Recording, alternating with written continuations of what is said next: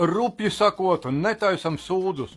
Draugi, ja manīm sazinās pa zobārstniecību daudz cilvēki, kuri ir normāli iebraukuši dažādās auzās. Es pieņemsim jums parādīšu piemēru.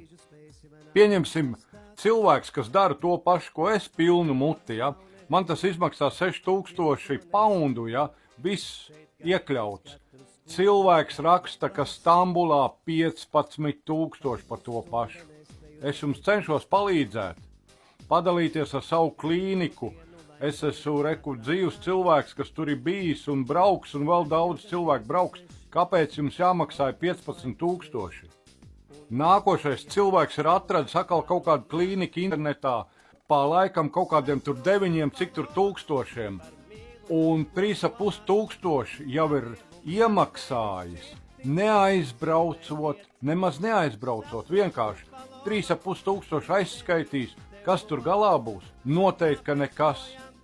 Tāpēc dalamies maksimāli ar šo video, lai visi cilvēki redz, kam ir problēma. Jūs ietaupīsiet naudu, jums nebūs galvas sāpes ar kaut kādām maksāšanām uz priekšu un vēl kaut ko.